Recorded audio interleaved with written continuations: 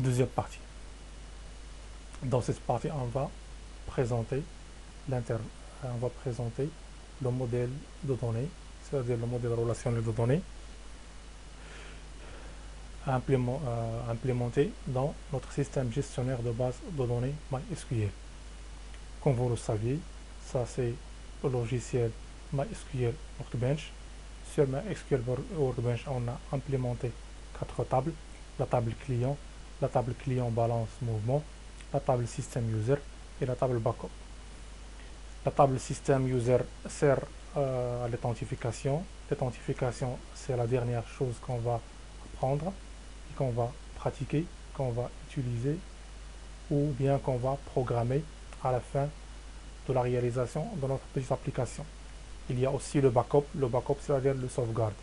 À chaque fermeture de l'application, on va sauvegarder notre base de données 10 jours ou bien de la fermeture, après la fermeture de notre application. C'est-à-dire, on va implémenter la sécurité du point de vue utilisateur et la sécurité des données du point de vue système.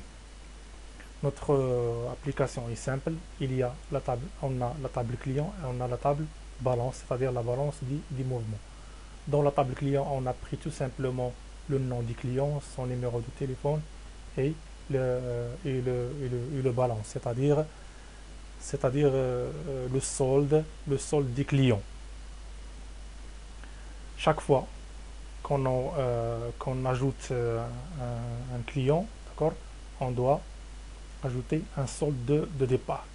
Ou bien, chaque fois qu'on ajoute un mouvement, on doit augmenter ou bien diminuer le solde du client ici.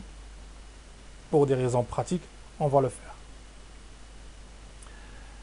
Dans la balance, on a toujours l'identification, l'identificateur. On a le client ID. Voilà, comme vous savez, c'est une clé étrangère. Voilà, c'est une clé étrangère.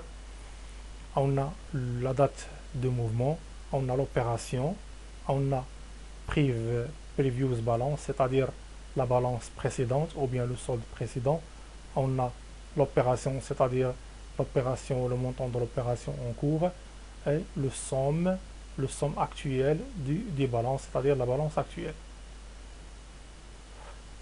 Ces trois champs, on va les utiliser après, mais ce qui nous intéresse pour le moment, c'est ces champs-là. Je vous recommande bien de construire cette base de données, d'accord, à partir de l'application MySQL Workbench.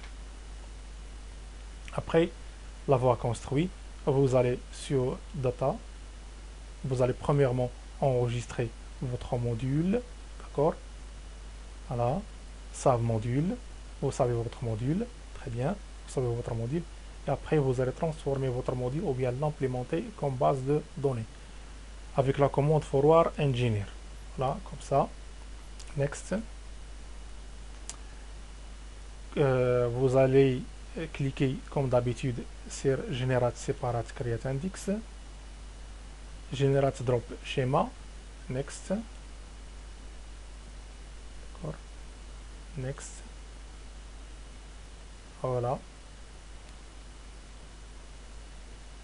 Next.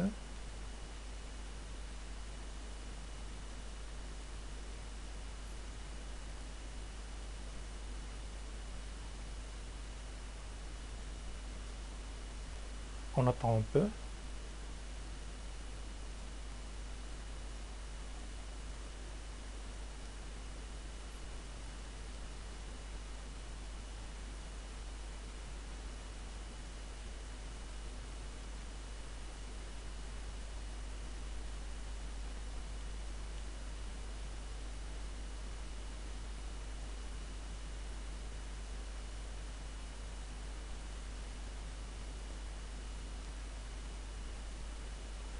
Execute forward. On attend un peu.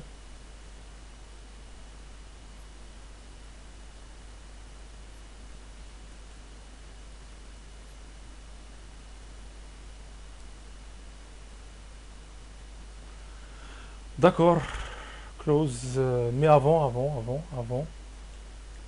voilà, il faut enregistrer ce code-là. Ça, c'est le code généré. Il faut l'enregistrer, premièrement. Donc, on va faire un save to file. Save to file. Dans un fichier, par exemple, database. Database. Base 3, par exemple. Enregistrer. On va l'enregistrer. Next. Voilà. Notre code va être généré. On va attendre un peu.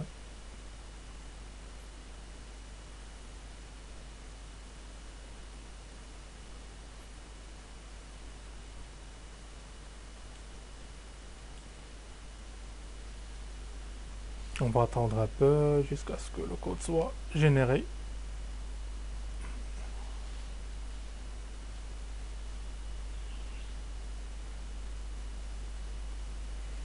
Connect, maintenant il se connecte, il exécute, voilà, close. Très bien, close. Donc, notre base de données est bien générée. On va vérifier.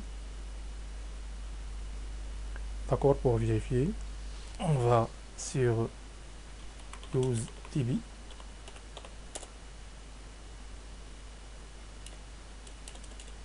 UseDB. UseDB. D'accord, show tables.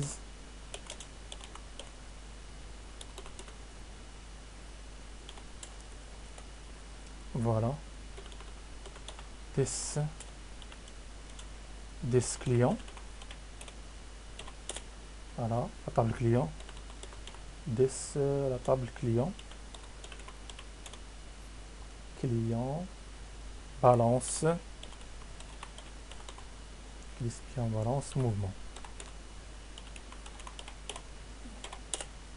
Voilà, les deux tables sont créées. Donc je vous quitte. Troisième chapitre. Merci pour votre attention. À la prochaine.